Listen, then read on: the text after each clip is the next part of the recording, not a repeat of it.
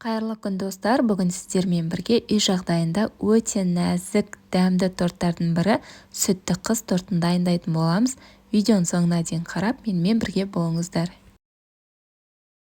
Ең алдымен бізге қажет болады 3 жұмыртқа.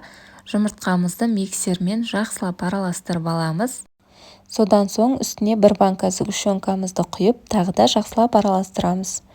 Қанша грамм, қанша мөлшерде қажет болатынын барлығын описаниеде жазып қалдырдым. Еріп тұрған сары майымызды салып, тағы да миксерлейтін боламыз. Содан соң үстіне ұнымызды жай-жайдан қосып араластырып отырамыз.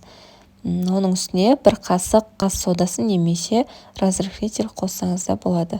Массамыз қатты қою болып қалмауы керек. Сондықтан описаниедегі граммдарына қарап, барлығын нормамен жасасаңыздар, корждарыңыз әдемі болып пісетін болады.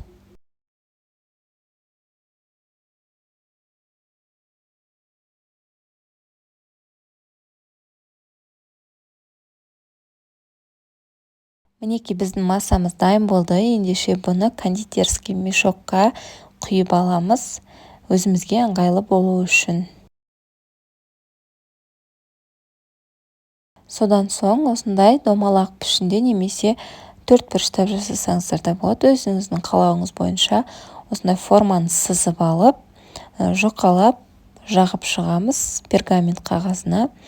Мендегі пергамент қағазы ол поклан, жабыспайды, асты видеода көрсетілгенде жұқалап жайып шығамыз.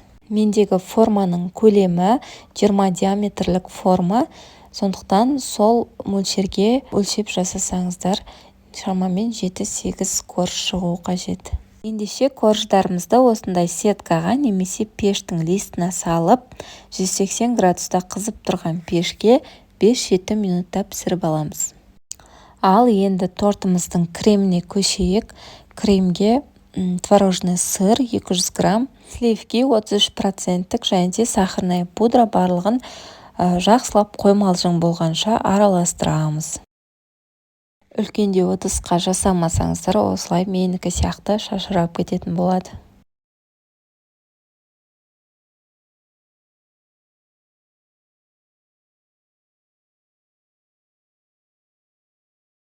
Міне достар, біздің креміміз дайын болды. Осындай қою өзінің формасын ұстап тұру қажет. Ендеше корждарымыздың арасына жағып, тортымызды жинайтын боламыз.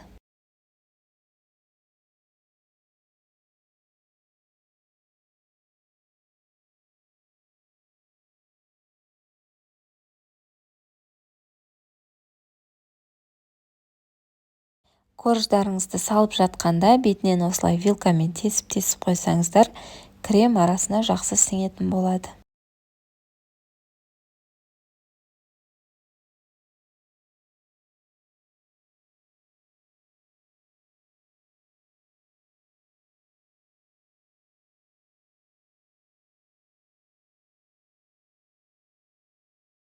Тортымыздың бетін осылай тегістеп алып, әсемдейтін боламыз. Өзіңіздің фантазияңыз бойынша кез келген нәрсемен оформление жасасаңыздар болады. Мен қарақатпен және шоколадтармен әсемдедім.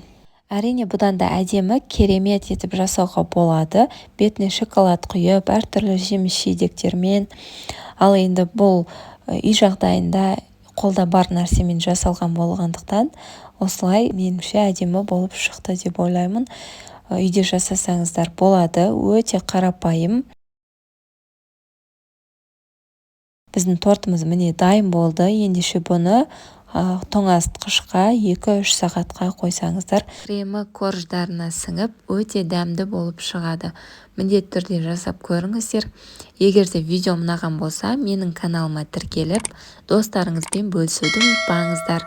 Назарларыңызға рахмет. Сіздермен болған Ақбаян.